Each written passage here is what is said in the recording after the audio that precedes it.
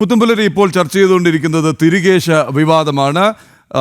തിരുകേശം 1/2 centimetre വളർന്നു എന്നുള്ള ആ, കാന്തപുരം AP അബൂബക്കർ മുസ്ലിയാരുടെ പരാമർശത്തിനെതിരെ ശക്തമായ വിമർശനമാണ് മുസ്ലിം സംഘടനകളിൽ നിന്ന് വരുന്നത്. നമ്മോടൊപ്പം ഇപ്പോൾ തുടരുന്നത് ശ്രീ O. അബ്ദുള്ളയാണ്, മുതിർന്ന മാധ്യമപ്രവർത്തകൻ.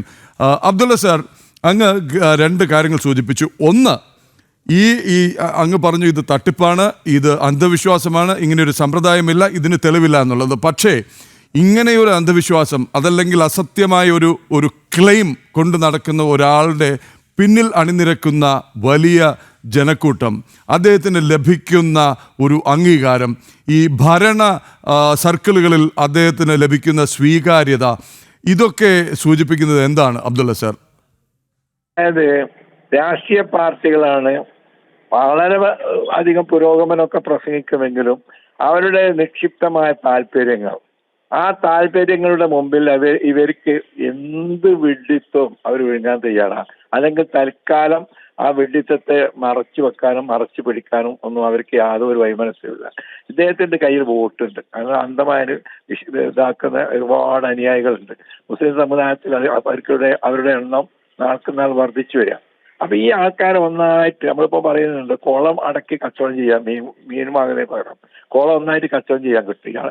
ഇത്തരം കാര്യങ്ങള് വിവരക്കേടുകൾ വിളിച്ചു പറയരുത്, ദൈവത്തിന് ശിക്ഷ കിട്ടും എന്നതിലൊന്നും ആത്മാർത്ഥമായ ഒരു വിശ്വാസമില്ലാതെ സ്വന്തം പ്രമാണിത്വം, സ്വന്തം മേധാവിത്വം, സ്വന്തം പേര്, ഇതെല്ലാം ഉയർത്തി കാണിക്കാൻ വേണ്ടി അദ്ദേഹം നടത്തുന്ന ആണ്ടവ്, അതിന് ഭരണകൂടങ്ങളും രാഷ്ട്രീയ പാർട്ടികളും സഹകരിക്കുന്നു. അവരതിനെ തള്ളിപ്പറയാൻ തയ്യാറില്ല എന്നതാണ് ഇത്തരം കാര്യങ്ങൾ പ്രചാരം കിട്ടാൻ കാരണം. പിന്നെ ജനങ്ങളാവട്ടെ എപ്പോഴും ഇത്തരം കാര്യങ്ങളിൽ, അവർ നേരെ മുമ്പിലുള്ള ഇത്തരം കാര്യങ്ങളിൽ ഇത്തരം അന്ധവിശ്വാസങ്ങൾ വാരിപ്പുണരാൻ എക്കാലത്തും തയ്യാറാ. എന്തൊക്കെയാണ് അയാൾ പറയുന്നത്? അയാൾ ഇന്നാൾ പറയാം, ഞാൻ കേട്ടു, 2-3 തവണ കേട്ടു, ആദവനാട് എന്ന് പറയുന്ന കേരളത്തിലെ സ്ഥലം, ആ സ്ഥലത്ത് ഒരു ഔലിയ, അതായത് ദിവ്യസിദ്ധൻ ഔലിയുണ്ട്. അപ്പൊ അയാളുടെ കബർ, അയാൾ ജീവിച്ചിരിപ്പില്ല, അയാൾ മരിച്ചു വരും. ഈ ഒരു സ്ത്രീയെ മരിച്ചത് അയാളുടെ കുടുംബത്തിൽപ്പെട്ട, അദ്ദേഹത്തിന്റെ കുടുംബത്തിൽപ്പെട്ട ഒരു സ്ത്രീയെ കൊണ്ടു ചെന്ന് കബറിലേക്കായിട്ട് കൊടുത്തു. കബറിലേക്കായിട്ട് കൊടുത്ത് ഏതാനും മണിക്കൂറുകൾ കഴിഞ്ഞ് ആ സ്ത്രീ അത് അങ്ങനെ എഴുന്നേറ്റ് വരുന്നു.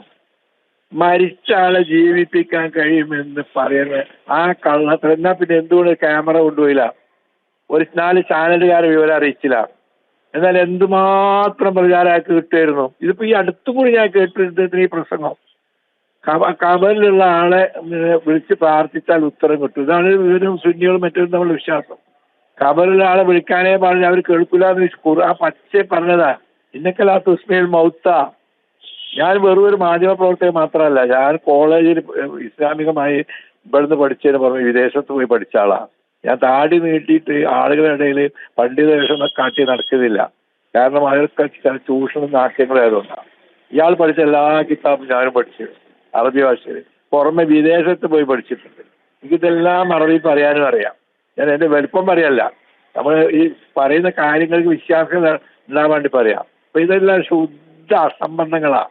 ഇത്തരം ആളുകളെ ഇപ്പൊ മഹാരാഷ്ട്ര ഒക്കെ നിയമം നിർമ്മിച്ചിട്ടുണ്ട് ഈ അന്ധവിശ്വാസം പ്രചരിപ്പിക്കുന്നതിനെതിരെ നടപടി സ്വീകരിക്കാൻ. കേരളം അത് ചെയ്യൂല. കാരണം കേരളത്തിൽ ഇത്തരം ആൾക്കാർ, രാഷ്ട്രീയ പാർട്ടികൾക്ക് ഇത്തരം ആൾക്കാർ വേണ്ടതുണ്ട്. അവരാണ് ഈ പ്രോത്സാഹിപ്പിക്കുന്നത്. ആദ്യം ഇതിനൊക്കെ പേരിൽ ശിക്ഷിക്കേണ്ടത് ഇവിടുത്തെ രാഷ്ട്രീയ പാർട്ടികളെയാണ്. ഈ കള്ളന്മാർക്ക് ചൂട്ട് കത്തിച്ചു കൊടുക്കുന്നതിന്. അബ്ദുള്ള സാർ, ഞാൻ ചിരി അടക്കാൻ പാടുപെടുകയായിരുന്നു. ഈ അങ്ങേപ്പോലെ ഇതിൽ ഒരു വലിയ പാണ്ഡിത്യം ഇല്ലെങ്കിലും ഖബർ എന്താണ്, ഖബറിനുള്ള ഒരു ചിട്ടവട്ടങ്ങൾ എന്താണ്, അത് ചക്രവർത്തി ആയാലും ഭരണകർത്താവാണെങ്കിലും സാധാരണക്കാരനാണെങ്കിലും ഒക്കെ നൽകുന്നത് ഒരേ ട്രീറ്റ്മെൻ്റ് ആണ് എന്നൊക്കെ ചെറിയ ചെറിയ കാര്യങ്ങൾ എനിക്കറിയാം. പക്ഷെ അങ്ങ് പറയുകയാണ് ഖബറിൽ ചെന്ന് വിളിച്ചുണർത്തി ഒരാളെ കൊണ്ടുവന്നു എന്ന് അവകാശപ്പെടുകയും ഇന്ന് സാക്ഷര കേരളം, പ്രബുദ്ധ കേരളം, പുരോഗമന കേരളം, നവോത്ഥാന കേരളം എന്നൊക്കെ നാം അവകാശപ്പെടുന്ന ഇന്ന് അത് പരസ്യമായി പ്രസംഗിക്കാനുള്ള ധൈര്യവും അതിനെതിരെ ആരും ഒന്നും പരാമർശിക്കാതിരിക്കാനുള്ളൊരു സാഹചര്യവും കേരളത്തിലുണ്ടെന്നാണോ അങ്ങ് പറഞ്ഞു വരുന്നത്?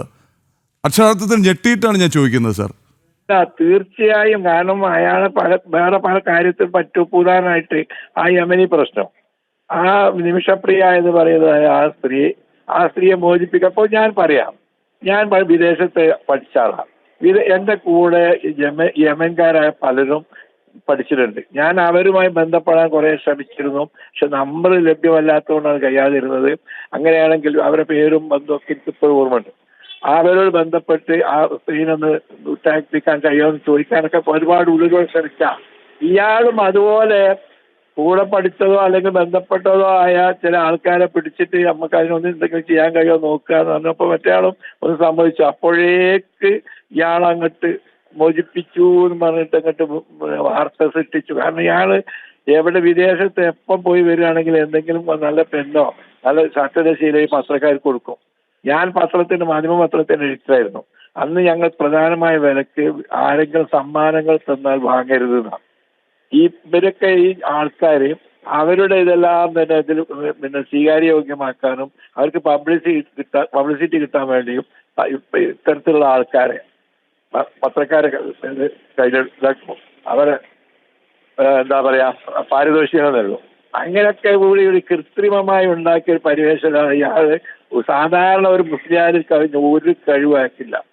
വേണമെങ്കിൽ ഇത്തരം കാര്യത്തിൽ അറബി ഭാഷയിൽ വാഗ്ദാനം നടത്താൻ ഞാൻ തയ്യാറാണ്. അറബിയിലായിരിക്കും വാഗ്ദാനം. കാരണം അറബി കഴിവ്. എന്തേ? ശരി, ശ്രീ ഒ അബ്ദുള്ള, വളരെയധികം നന്ദി. ഇതിൽ അങ്ങ് ഇന്ന് രാവിലെ പുത്തമ്പുരയിൽ ചേർന്ന പ്രേക്ഷകരെല്ലാം അങ്ങേക്ക് അഭിവാദ്യം അർപ്പിക്കുന്നുണ്ട്. ആശയം വ്യത്യസ്തമാണെങ്കിലും ബഹുമാനം തോന്നുന്നു എന്നടക്കം പപ്പൻജി അടക്കമുള്ളവർ പറയുന്നുണ്ട്. ഇതിൽ ഏറെ ചിരിപ്പിച്ചത് അങ്ങയുടെ 2 പരാമർശങ്ങളാണ്. ഒന്ന്, ഈ ഗ്രാൻഡ് മുഫ്തി എന്നുള്ള തട്ടിപ്പ്. 2, ഖബറിൽ നിന്ന് എണീറ്റ് വരുത്തി എന്നുള്ള അവകാശവാദം. അദ്ദേഹം എവിടുത്തെ ഗ്രാൻഡ് മുഫ്തിയാണെന്ന് ഇവിടുത്തെ ഭരണകൂടം പറയും എന്ന് കരുതാം. ഇന്നും ഭരണ സംവിധാനങ്ങളിലും രാഷ്ട്രീയ പാർട്ടികൾക്കിടയിലുമൊക്കെ വലിയ സ്വീകാര്യതയാണ്. വളരെയധികം നന്ദി ശ്രീ ഒ അബ്ദുള്ള സാർ. മാധ്യമം പത്രത്തിൻ്റെ മുൻ എഡിറ്ററും മുതിർന്ന മാധ്യമ പ്രവർത്തകനും രാഷ്ട്രീയ നിരീക്ഷകനുമായ ശ്രീ ഒ അബ്ദുള്ളയാണ് പുത്തമ്പുലരിയിൽ വളരെ വിലയേറിയ പരാമർശങ്ങളുമായി ചേർന്നത്.